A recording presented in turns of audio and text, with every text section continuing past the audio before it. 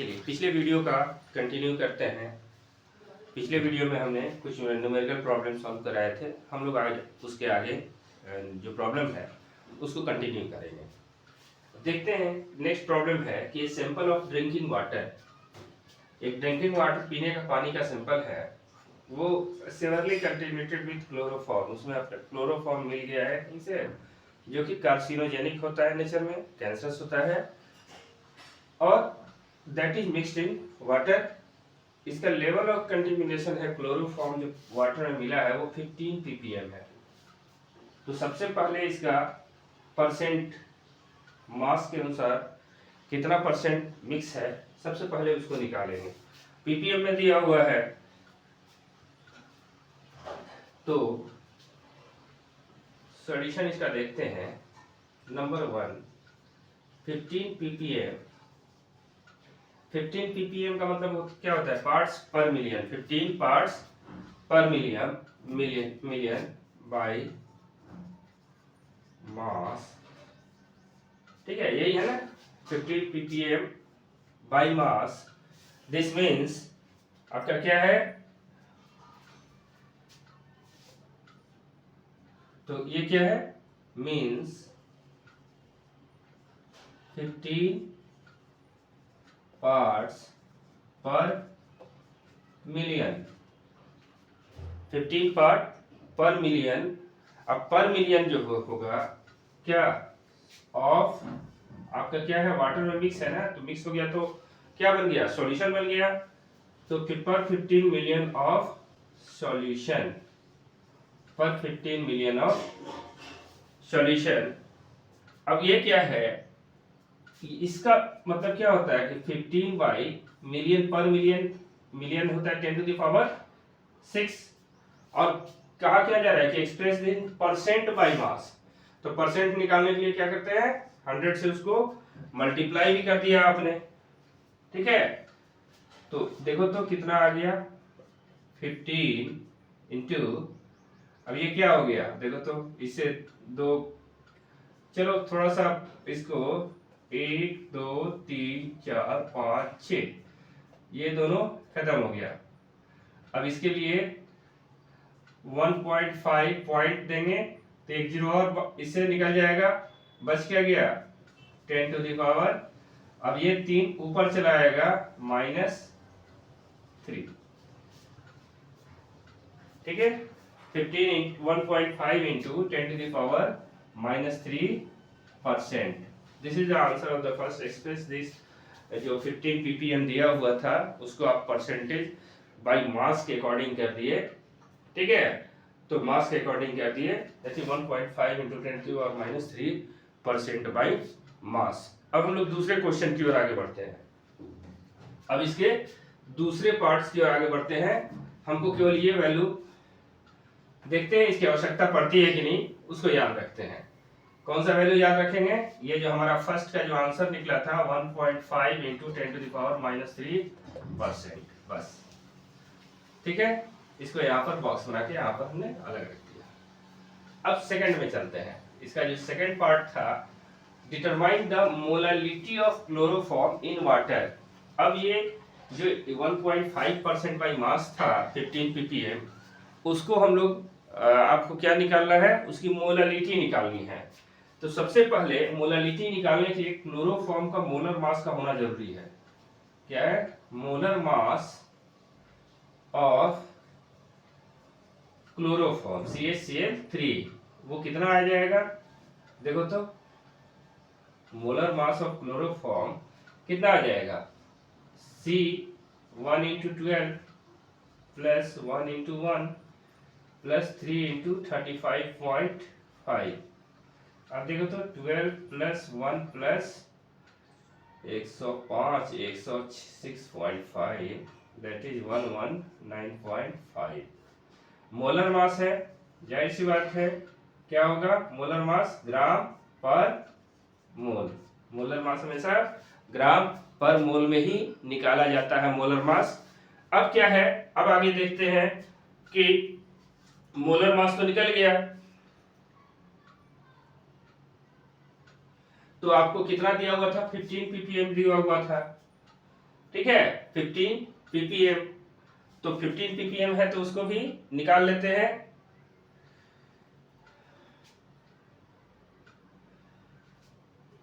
क्या इसको निकालेंगे, number of moles of CH। Number of moles जब निकाल रहे हैं तो नंबर ऑफ मोल्स कितना हो गया, देखो तो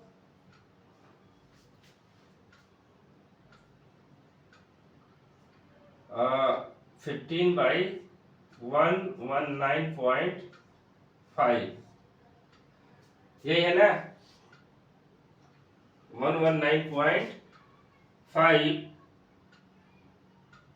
that is equal to 0.1225, 0.12255।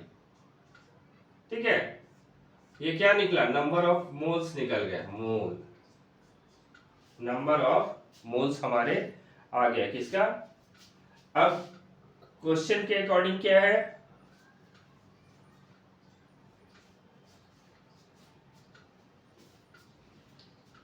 यहां पर अकॉर्डिंग टू क्वेश्चन 15 ग्राम, अगर सबको हम ग्राम में ले लें, ठीक है, हम लोग क्या करते हैं, सबको अगर ग्राम में ले लेते हैं, 15 ग्राम CHCl3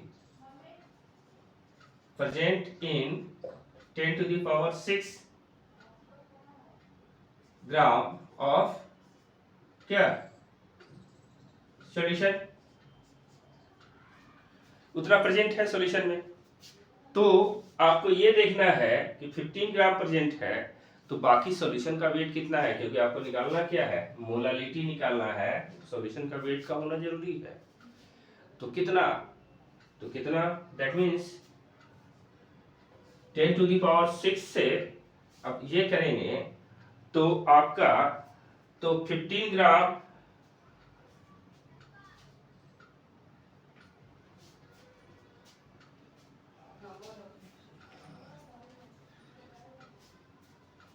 तो 15 ग्राम CHCl3 जो chloroform present in 10⁶ minus 15 gram of water. कंटिमिनेशन कहाँ हो रहा है, कंटिमिनेशन हो रहा है वाटर में हो रहा है। तो कंटिमिनेशन जब वाटर में हो रहा है, अब इसको सब्ट्रैक्ट कैसे करोगे, देखो अगर हम ये कर दें 100 इंटू 10⁴ तो 10⁶ आ जाएगा, माइनस 15 करें तो 85 इंटू 10⁴ करें, क्या ये सही होगा, क्या ये सही होगा, नहीं होगा। आप लोग कभी कभी बहुत सारे बच्चे ऐसे सब्ट्रैक्ट कर देते हैं, ऐसे सब्ट्रैक्ट नहीं कीजिएगा, ये गलत हो जाएगा। तो सही क्या होगा, सही ये होगा कि आप इस पूरे के पूरे फॉर्म को जीरो वाले में ले आइए, पूरा खोल दीजिए, ठीक है, 6 हो गया ना, माइनस 15 ये आ जाएगा क्या 9999, कितना आ गया जी 4, 85 ये आ गया 9.99985 इंटू 10⁵ ये क्या है, इतना ग्राम वाटर है, इतना ग्राम आपका क्या निकल गया, वाटर निकल गया। अब हमें क्या निकलना है, तो मोलालिटी का हमने डेफिनेशन पहले की वीडियो में बताया हुआ है कि number of moles of solute dissolve पर केजी ऑफ सॉल्वेंट। तो यहाँ पर इसको थोड़ा सा इरेज करते हैं, तब आगे निकाल लेते हैं, क्योंकि उसकी जरूरत पड़ेगी। Now molality that is equal to, कितना हो गया आपका, कितना था मोलालिटी में, था आपका, हम लोग नंबर ऑफ मोल्स कितना लिख रहा था, 0.1255 बाई वेट ऑफ वाटर कितना है 9.99985, यही बचा था ना। क्या, gram, gram into 10 to the power, अगर ग्राम नहीं इसको क्या चीज में लिया जाता है, 10 टू दी पावर -3 kg, ठीक है। मोल, यहाँ पर मोल है और ये 10 टू दी पावर 3 kg।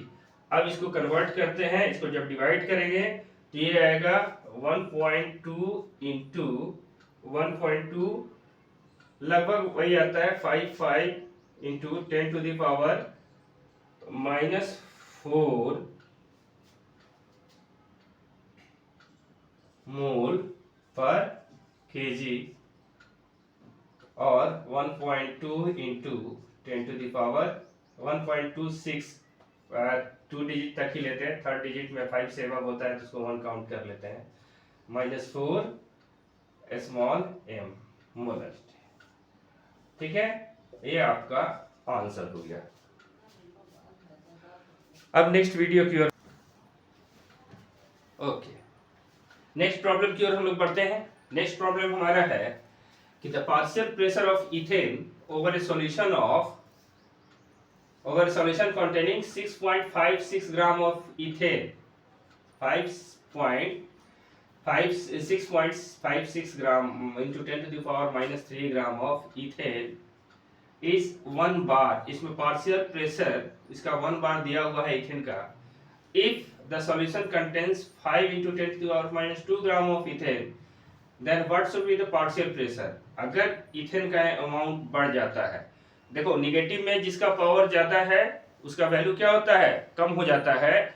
तो यहाँ 10 to the power -3 ग्राम है, यहाँ 10 to the power -2 ग्राम है, तो इसका ऑब्वियसली इसका अमाउंट ज्यादा है, तो ये 5 इंटू, अगर अमाउंट बढ़ जाता है इथेन का तो सॉल्यूशन का पार्शियल प्रेशर क्या होगा। जब इस अमाउंट में सॉल्यूशन दिया हुआ उसका पार्शियल प्रेशर जो है, उसका जो प्रेशर है पार्शियल प्रेशर वो 1 बार है, ठीक है। तो अब हम लोग देखते हैं, इसको बनाते हैं। तो सबसे पहले हमें जरूरत किसकी पड़ती है, मोलर मास की, मोलर मास ऑफ इथेन। तो इथेन का मोलर मास क्या होता है, इथेन का फॉर्मूला क्या होता है, C2H6, इसका फॉर्मूला क्या था, C2H6, 2 इंटू 12 प्लस 1 इंटू 6, या 6 into 1 that is equal to 24 plus 6 30 gram पर मोल। ये मोलर मास है तो 30 ग्राम पर मोल आ गया। अब क्या है कि आपका दिया हुआ है कितना ग्राम है उसमें सॉल्यूशन में है, ये दिया हुआ है 6.56, तो नंबर ऑफ मोल्स निकल जाएगा, number of moles of ethane. तो यहाँ number of moles of ethane in कितना ग्राम है, 6.56 into 10 to the power -3 gram, that is equal to, ये जो 6.56 into 10 to the power -3 gram था by molar mass of ethane, तो ये इसकी निकल जाएगी क्या, नंबर ऑफ मोल्स निकल जाएगा, दैट इज इक्वल टू कितना है 2.187 इंटू 10 टू द पावर -4 मोल। ये इसका वैल्यू आ गया, नंबर ऑफ मोल्स आ गया, ठीक है। तो हमें लेकिन इसका तो पता है नंबर ऑफ मोल्स, ये तो सॉल्यूट था, ये क्या है, ये तो सॉल्यूट का पार्ट हो गया। जब किसी चीज में कोई डिजॉल्व है और उसके कारण से चेंज आ रहा है पूरे सॉल्यूशन का, तो ये जो पार्ट डिजॉल्व है लेस अमाउंट में है दैट इज सॉल्यूट पार्टिकल। अब सॉल्वेंट की बात करते हैं, हमें सॉल्वेंट के बारे में कुछ पता नहीं है, हम लोग मान लेते हैं कि लेट द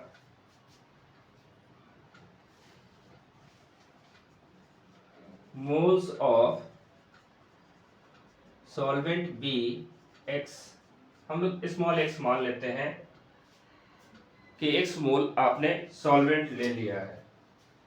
तो according to Henry's law, according to कौन सा हेनरीज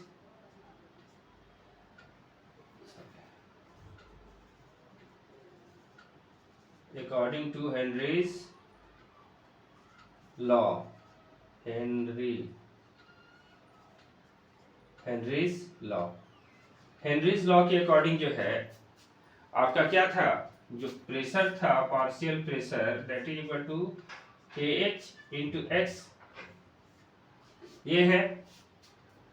और आपके क्वेश्चन के अकॉर्डिंग क्या दिया हुआ है, देखिए तो क्वेश्चन में प्रेशर कितना है 1 बार हो जाता है, तो यहाँ P is equal to 1 bar that is equal to आपका KH,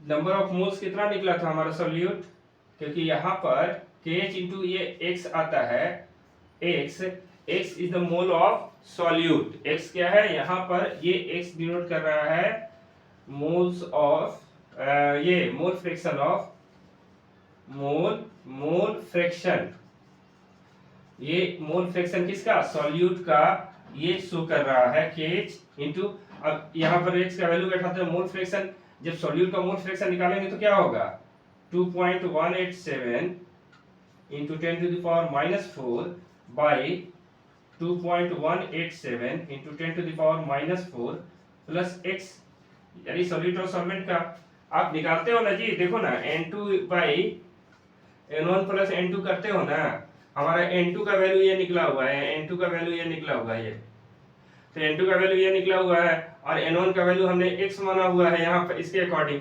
स्मॉल x, तो क्या होगा N1 प्लस N2 करेंगे ना, यहाँ पर हमने N1 प्लस N2 कर दिया, ठीक है। चलो अब यहाँ पर क्या है कि जब इसका वैल्यू निकालोगे KH, अब यहाँ पर देखो ये वैल्यू जो है x के रिस्पेक्ट में बहुत ही कम है, यहाँ पर क्या है कि this value 2.187 into 10 to the power minus 4 is very less than x, ठीक है। देन क्या होगा कि इसको जब कोई भी वैल्यू बहुत कम होता है डिनोमिनेटर में, तो उस स्थिति में क्या होता है, डिनोमिनेटर से उसको हटा दिया जाता है, क्योंकि उसके ओवरऑल कैलकुलेशन में हम चूंकि थर्ड या फोर्थ फिफ्थ पॉइंट में जाकर फ्रैक्शन में थोड़ा सा डिफरेंस आएगा, उससे पहले डिफरेंस नहीं आएगा। अगर हम लोग लेते हैं कितना डेसिमल के बाद 2 या 3 डिजिट तक लेते हैं, इसलिए कोई ज्यादा डिफरेंस नहीं आता, इसलिए उसको ओमिट कर दिया जाता है, उसको हटा दिया जाता है। तो 1 bar is equal to KH 2.187 into 10 to the power minus 4 by x, ठीक है। अब इसको ले जाएंगे KH is equal to KH, अगर ये आ गया तो ये x कहाँ चला जाएगा ऊपर, x by 2.187 into 10 to the power minus 4, ये आपका आ गया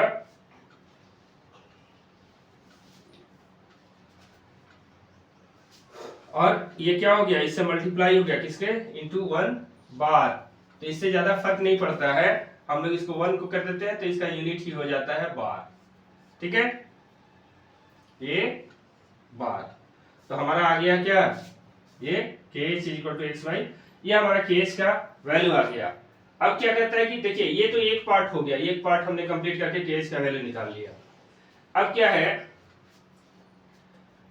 हेनरी कांस्टेंट का वैल्यू जो आया, अब क्या है कि इस सॉल्यूशन में क्या है, अब दूसरा पार्ट में देखते हैं कि अगर 5 × 10⁻² ग्राम इथेन है तब उसका पार्शियल प्रेशर क्या होगा, तब उसका आपका ये पार्शियल प्रेशर है तो 1 बार है, ये अगर अमाउंट है तो पार्शियल प्रेशर 1 बार है। अब अमाउंट बढ़ गया, क्या 5 × 10⁻² ग्राम चला गया, अब क्या है, अब नया पार्शियल प्रेशर क्या होगा, तो मोलर मास आपको पता है, मोलर मास आपका इथेन का आपको पता है कि मोलर मास क्या है, तो मोलर मास जब इथेन का पता है तो क्या है, तो नंबर ऑफ मोल्स हम लोग केवल निकाल लेंगे। अब क्या है, नंबर ऑफ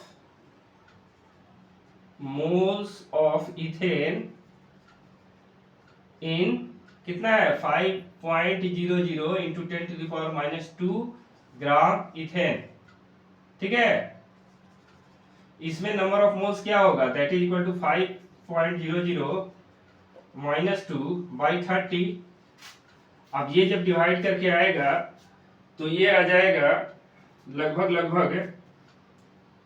1.67 इंटू 10⁻³ मोल। ठीक है। अगेन हम लोग फिर हेनरी लॉ अप्लाई करते हैं, P = KH इंटू एक्स। अब यहाँ मोल फ्रैक्शन है, x मोल फ्रैक्शन है, ये मोल फ्रैक्शन अब दूसरे पार्ट के लिए इसके लिए आ जाता है। दैट इंप्लाइज, अब यहाँ पार्शियल प्रेशर आपको पता नहीं है, लेकिन KH का वैल्यू तो पता है। यहाँ पर इसको थोड़ा सा नीचे लिख देते हैं। KH का वैल्यू तो पता है, KH का वैल्यू कितना निकला था, this one, x/2.187 into 10⁻⁻⁴ into, अब देखिए इसका मोल फ्रैक्शन हमें नहीं पता है, तो इसका मोल फ्रैक्शन तो निकालना पड़ेगा ना। तो इसका मोल फ्रैक्शन क्या आएगा, 1.67 into 10⁻³ by 1.67 into 10⁻³ plus x। अब यहाँ पर सेम कंडीशन लागू होता है, सेम कंडीशन लागू होता है कि 1.67 is very very less than x, then इसको डिनोमिनेटर से ओमिट कर दिया जाएगा। ठीक है। अब इसको थोड़ा सा यहाँ पर मिटा देते हैं, डिनोमिनेटर से क्या किया जाएगा, ओमिट कर दिया जाएगा। और जब इसको डिनोमिनेटर से ओमिट किया जाएगा तो क्या होगा, हट जाएगा, तब ये नया वैल्यू क्या आ जाएगा, P = x/2.187 into 10⁻⁻⁴ into 1.67 10⁻³ by x। अब ये x दोनों कैंसिल आउट हो जाता है, और इसका जब कैलकुलेशन करेंगे तो ये कैलकुलेट करके आ जाता है 7.636 बार। ठीक है। तो अब यहां पर क्या आ जाएगा, हेंस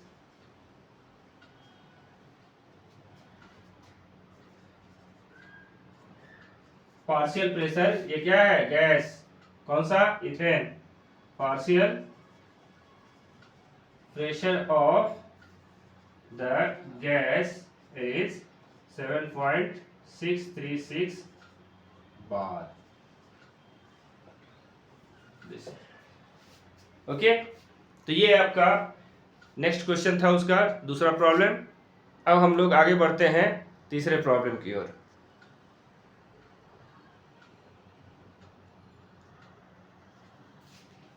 चलो भाई, अब बढ़ते हैं हम लोग नेक्स्ट प्रॉब्लम की ओर। इसमें है कि एक एक्वस सॉल्यूशन है जिसमें 2% नॉन वोलेटाइल सॉल्यूट है। कितना है, 2% नॉन वोलेटाइल सॉल्यूट है, जो 1.004 बार प्रेशर एग्जर्ट करता है। जो नॉर्मल बॉइलिंग पॉइंट है वाटर का, उस पे 1.004 बार प्रेशर एग्जर्ट करता है। तो कहता है कि what is the molar mass of the solute, उस सॉल्यूट का मोलर मास क्या है जिसे आपने मिलाया है, जिसके कारण से जो प्रेशर एग्जर्ट होता है 1.004 बार प्रेशर एग्जर्ट होता है। तो सबसे पहले देखते हैं वेपर प्रेशर शॉर्ट में लिख रहे हैं इसको, वेपर प्रेशर को, vapour BP, vapour pressure of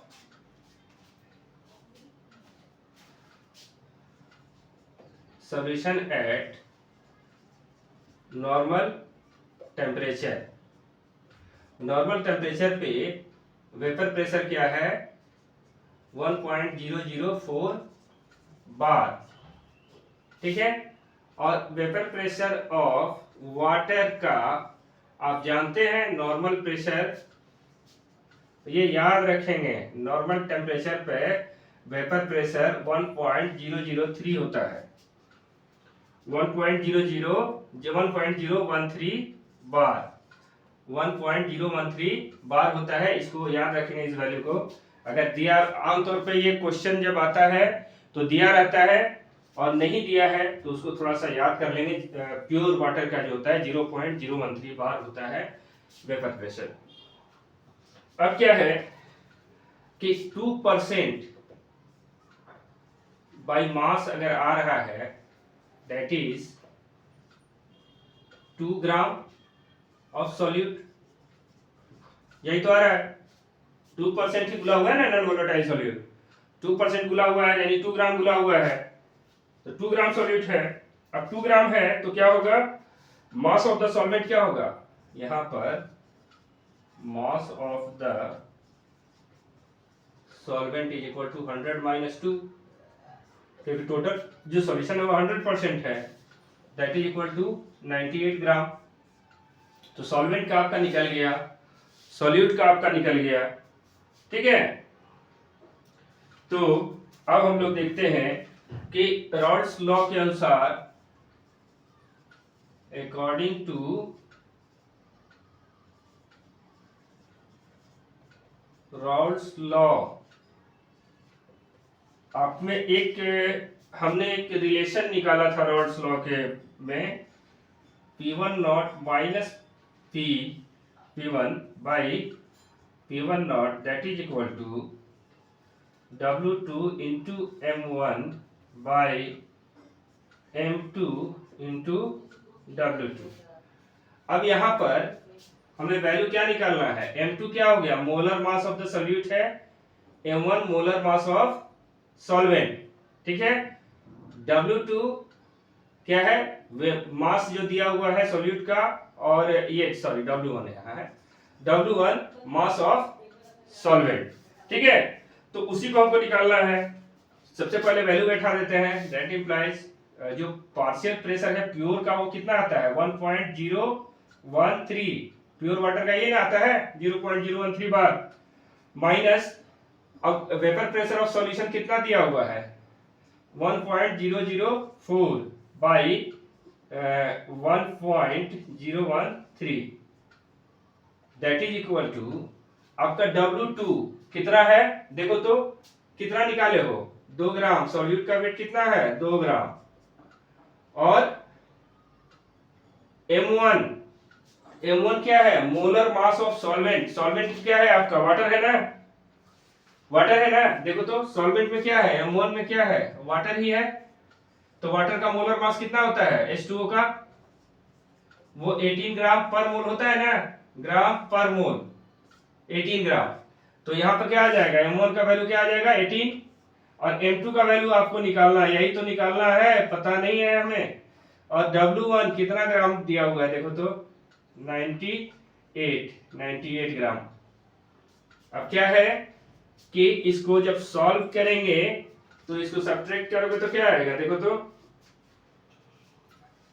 इसको सॉल्व करोगे तो ये आएगा 13 में से 4 गया 9, 0.009 बाई 1.013 इंटू, अब इसका कैलकुलेशन करोगे तो क्या आएगा, इसका कैलकुलेशन मत करो, छोड़ दो अभी, नहीं तो कैलकुलेट भी करेंगे या जब कट करना होगा तो फिर प्रॉब्लम आ जाएगी। M2 इंटू 98, इसको मिटा दो, इसकी जरूरत नहीं है, इसका वैल्यू हमने यहाँ लिख दिया है। Now M2 is equal to, M2 इधर आ गया तो क्या होगा 2 इंटू 18 इंटू 1.013 बाई 0.009 इंटू 98, ये वैल्यू है, ये वैल्यू आती है। अब इसको हम लोग जब सॉल्व करेंगे तो ये आएगा 49.35 ग्राम पर मोल, ये आ जाएगा, ठीक है 49.35 ग्राम पर मोल। तो ये क्या पूछ रहा है, what is the molar mass of the solute, तो M2 तो मोलर मास है ना, तो यहां पर क्या हो जाएगा, molar mass of solute is 49.35 ग्राम पर मोल, ठीक है, वो आपका आंसर आ गया। तो ये देखिए कोई भी क्वेश्चन बहुत टफ नहीं होता है, थोड़ा सा आप सोचेंगे बहुत इजी होता है, अगर आपको कुछ चीजें याद हो, फार्मूला याद हो, तो आप फार्मूला याद रखेंगे, बेसिक थ्योरी याद रखेंगे, हो जाएगा।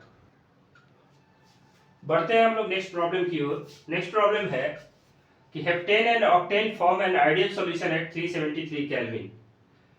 Vapour pressure of two liquids liquid components are 105.2। एक लिक्विड कंपोनेंट का ये वेपर प्रेशर दिया हुआ है, दूसरे का भी ये वेपर प्रेशर दिया हुआ है किलो पास्कल रिस्पेक्टिवली।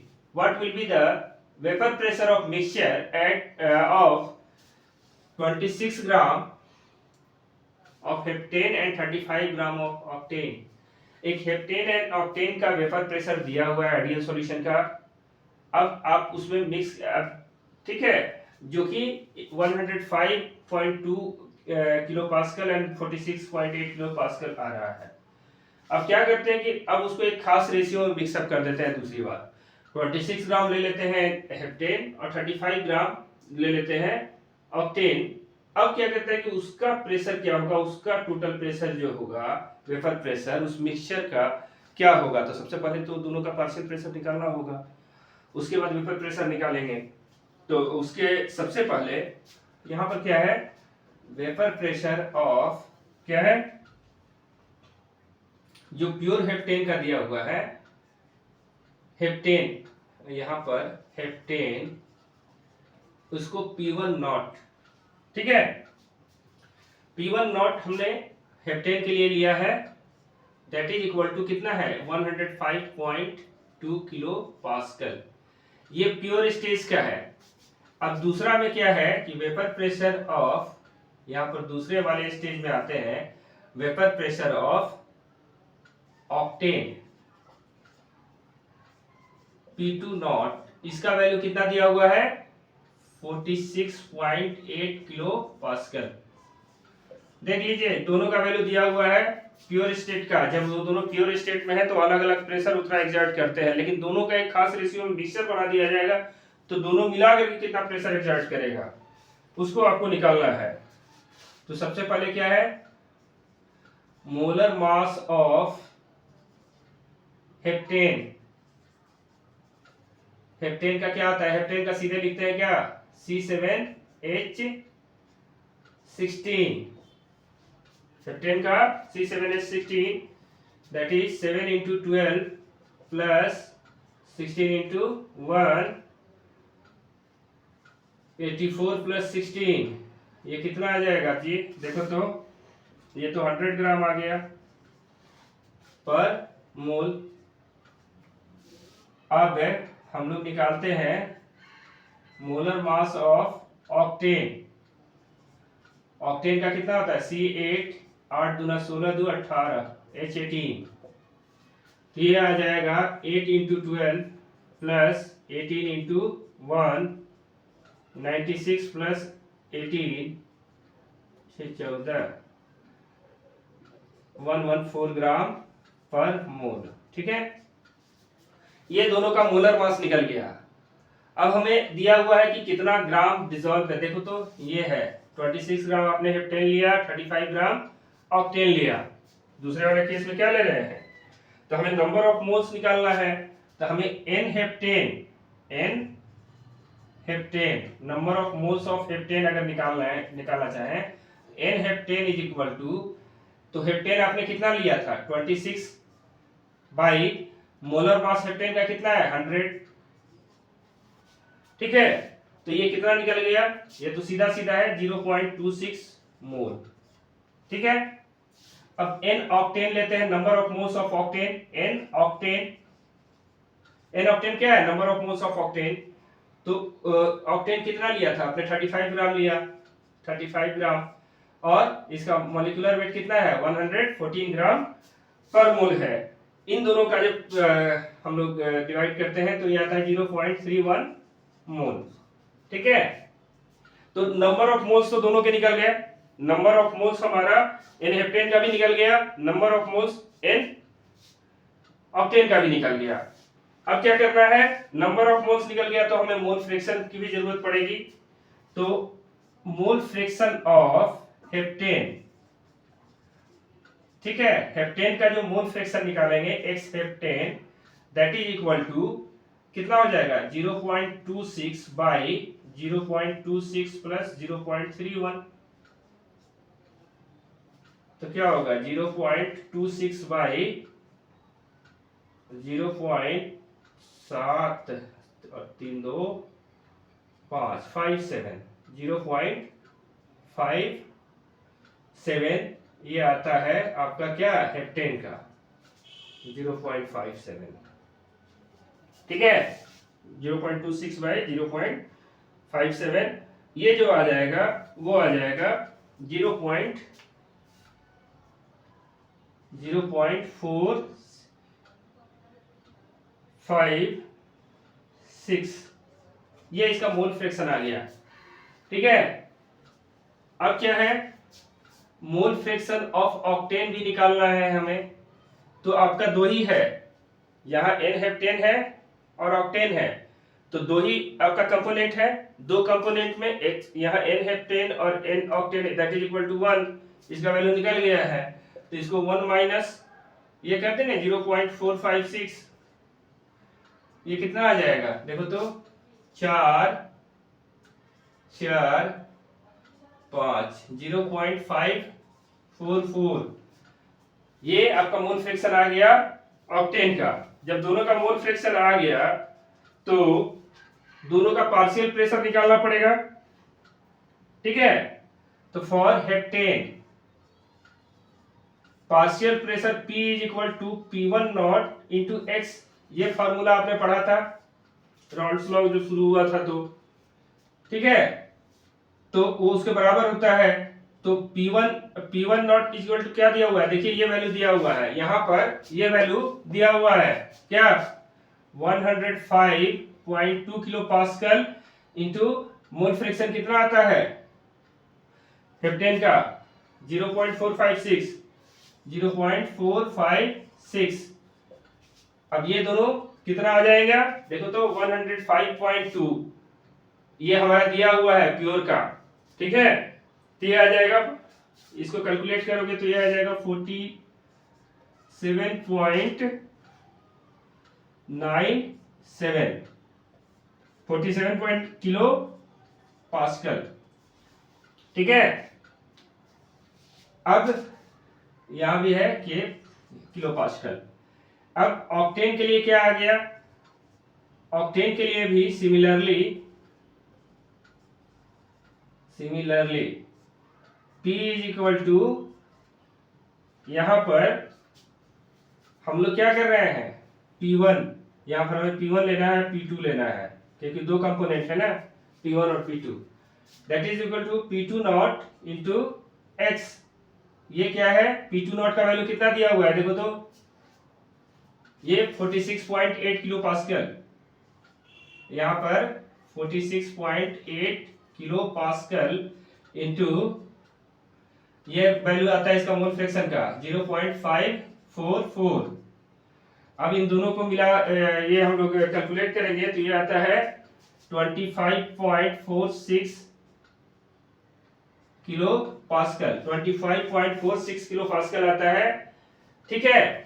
तो डाल्टन्स लॉ के अनुसार क्या है यहाँ पर टोटल प्रेशर निकालना है, जब वेपर प्रेशर जब मिक्सचर का निकालना है तो P total is equal to what P1 plus P2, तो P total is equal P1 plus P2 की P1 कितना है देखो तो 47.97 प्लस P2 कितना है 25.46 किलो पास्कल। अब देखो तो ऐड करके कितना आता है दोनों का